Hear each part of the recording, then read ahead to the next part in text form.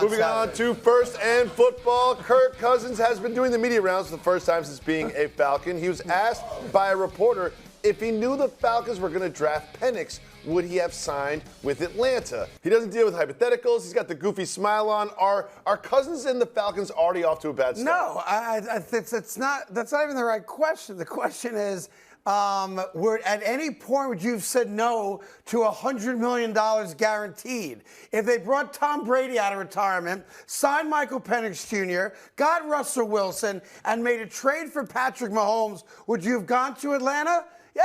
If there's $100 million guaranteed sitting in front of me, you bet your ass I was going to go to Atlanta. And that's why he went to Atlanta. If Atlanta said, we'll give you a one-year deal for $15 million, he's the Vikings quarterback today. He wouldn't be in Atlanta. He's also a veteran. He's also got guaranteed money. And as Plax should tell you, just in his experience in the NFL, I think I'm right about this, everything changes when the check is guaranteed and in your bank account. Oh, absolutely. Right? So he's got nothing to be upset about. Right. He doesn't care about the competition. He's the veteran. It's his gig. Penix is going to, in theory, learn from him. But the money's in the bank. Right. And that's all that matters in this regard. Hey, he has nothing to worry about. Just like I said, he signed a 4-year deal for $180 million.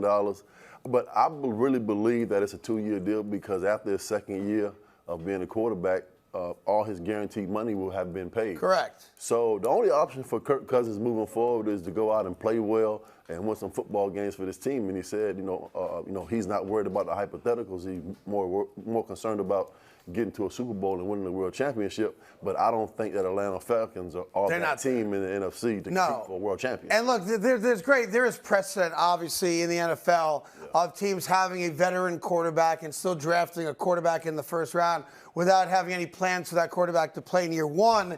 It's rare to bring a guy in, although it has happened, where there's no plans for that guy to play until year 3, 4, or 5. You saw it with Aaron Rodgers following Brett Favre. You saw it with Jordan Love following Aaron Rodgers. So there is a precedent to do exactly what Atlanta has done. But in regards to Kirk Cousins, over the next 18 months, as Plax just said, he will have $90 million in his bank account. The final 10 that's guaranteed gets deposited in his bank account in 2026. I'm with you. He will never see the other $80 million of that deal. Right. But, man, 100 is pretty good. It's pretty. I can live off 100. For 2 years, it's pretty damn good. I'm pretty sure I can make that work. You can get a lot of enchiladas with that. A lot of enchiladas. I don't even know if I need enchiladas anymore if I have $100 million in the bank. Big Macs? Yeah. I can't say no to Big Macs. So anyhow, here's the reality. He makes a lot of money, and Atlanta is not winning a Super Bowl. That's the reality. Right. Moving on to Secondhand Football. Yesterday, we talked about the extension potentially for Ceedee Lamb and the difficulty getting that done. Well, today we heard from Dallas offensive coordinator Brian Schottenheimer about Ceedee Lamb not being in camp. Do you think there'll be a lot of drama between Ceedee Lamb and the Cowboys as we head into the season? Yeah, I think there's going to be some drama if they don't get him signed because there's no reason not to get him signed. And if I'm Ceedee Lamb, there's going to come a date where I say, don't talk to me anymore. Now, again, they will always have the right to franchise him, so they still kind of control the future for Ceedee Lamb. But if I'm Ceedee Lamb and my numbers speak for themselves, my production speaks for itself, and I now look around the league at other wide receivers and the money they've gotten and the guaranteed money they've gotten from Devontae Smith to Amon St. Brown to A.J. Brown, and everybody else on that list, even Michael Penix Jr., who got $21 million a year. I'm pissed because I've done everything that's asked of me, right? I play every week. I'm a dominant wide receiver. I'm the best player we have on our offense, and you're not entertaining a 4-year, $100+ million deal with me. I may not want to be here anymore. Hey, trust me, Ceedee Lamb sitting at home right now, or wherever he is, he's working out ready for this 24th season. And he's saying to himself, he's looking at all these guys, he's getting paid all this money. Yep. And he's saying, why haven't I been compensated yet? Right. Look at my stats. Look at what I'm doing to this offense. And Plax, doesn't he have the right to ask for more than those guys? His numbers are better. He does, but the Cowboys are taking a stance of, they're waiting for other guys to sign. I don't know why they would do that. I would sit down with Ceedee Lamb and throw him a handsome number and maybe he'll accept it. But if you're looking for, Jamar Chase and Justin Jefferson for those guys to sign, they're going to be north of $30, $35 million. Justin Jefferson said no to $30 million a year already. They're going to be north of $30, $35 million. So I don't know why they're waiting for him to sign, because when those two guys sign, and when you compare what Ceedee Lamb has done with Justin Jefferson and Jamar Chase, which is around the same, statistically, he's going to ask for the same. Let me ask this question. At what point, because I think you and I will be in agreement that for a guy that's a proven pro and veteran, and these are not mandatory camps, so you can't hold it against the guy. He doesn't have to be there. It's part of the collective bargaining agreement. Yeah. He doesn't have to show up. For you, though, as a guy who played wide receiver, even though you have a great relationship with Ben Roethlisberger, great relationship with Eli Manning on and off the field, at what point do you think you got to be there during the preseason so that week one you guys are ready to rock? I would say, get into the training camp as fast as you can. But right now, it's a business for Ceedee Lamb. He wants to be there with his team in this offense to help, bolster this offense to, get back to an NFC Championship game or maybe a Super Bowl. But right now, he's just looking at all the deals that everybody else is getting. So if I made up a date, August 1st, good enough? August 15th, good enough? Like, how many weeks? Just, train up until like the first day of practice, first day of training camp. Right. If he's not in there, I'll say by August 15th, then it's going to be. Then you got a problem. Yeah. All right, so that's the date we'll kind of circle in regards to Ceedee Lamb and the Cowboys. If I'm the Cowboys and I'm the Jones family, even if I'm a Cowboys fan, I understand why you would put Dak in a situation where he doesn't have an extension. He's got one more year in his deal. And I understand why you've got Mike McCarthy in that situation.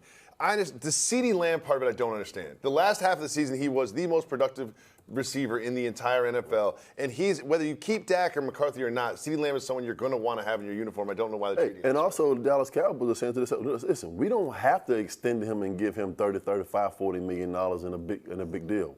We still own the rights to him because we can franchise. They can franchise. And that's different with Dak. Dak, of course, has a no-trade clause and cannot be franchised. But he's also made almost $200 million already in his career as well. The real question for the Dallas Cowboys is, why did they hire Brian Schottenheimer to be their offensive coordinator? Ugh, yikes. I'm going to stay away from that one. Yeah, I know you are. He was here with the Jets for a little bit. How'd that go? And foobarred an AFC Championship game against the Pittsburgh Steelers. He was in Seattle. He was in Seattle for 3 years. He was in Indianapolis. Yeah. Great offenses those teams have. How'd that go? Not too well. Now he's in Dallas. What else we got? Moving on to third and football, Commanders receiver Jahan Dotson was asked about his new quarterback, Jayden Daniels, the rookie they picked number 2, and he gave a pretty honest response. The Commanders are interesting. The Commanders and Giants I find interesting in the NFC East.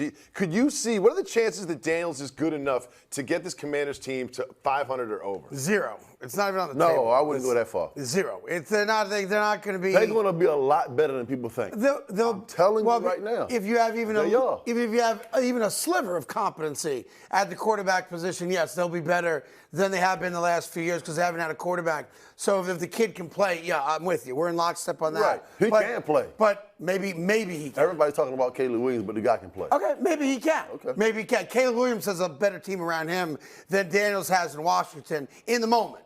Just talent-wise, wide receiver-wise, and across the board, the Chicago Bears are a better team. Terry McLaurin's pretty good. He's a very good wide receiver. Yeah. You're adding Jahan Dotson. You just signed Zach Ertz. And from what I'm hearing is that Jayden Daniels just may be the best quarterback in this draft. All right, we're going to certainly find out. And if I'm Dotson and I knew Caleb was going number 1, I would have wanted Daniels also. I don't think they finished last in the division. You don't? I know. Craig, when you look at these skilled players. I'm sorry. I apologize. 1 sec. I don't think that. He just said something under his breath that he doesn't like to say publicly. I don't think that Washington finished last in the division. Who do you think finishes last? Unfortunately, I think it's going to be Big Blue. Wait a minute. Hey, man, I'm going to tell you the truth. I just got a text. That's what I believe. In the moment, I just got a text from John Mara. We regret to inform you, Plaxico Burress, you are no longer one of the 100 greatest Giants. You're 101. I'm just looking at the roster. They made a mistake. I'm looking at the team. I think there's a battle for first. I think Philly should win the division. Dallas will be second. And I think there's a battle for last place between your Giants and Washington. But that's based on the kid being able to play. Right. We just haven't gotten any better offensively, I don't think. Yes. And is there any word yet from the Giants if Darren Waller is playing this year? I don't believe he's announced that yet. Unclear. But I do know that his now ex-wife showed up to a basketball game half naked yesterday. And people are questioning why he would not want to be with her, and I have the answer for that. But you did notice that, though. She holds her fork like a caveman. And you just can't be married to a woman who does that. So I'm with Darren Waller on that 100%. I had dinner with Casey Plum and Darren a few months back with Willie Colon at a charity event. And very attractive woman, great basketball player, caveman.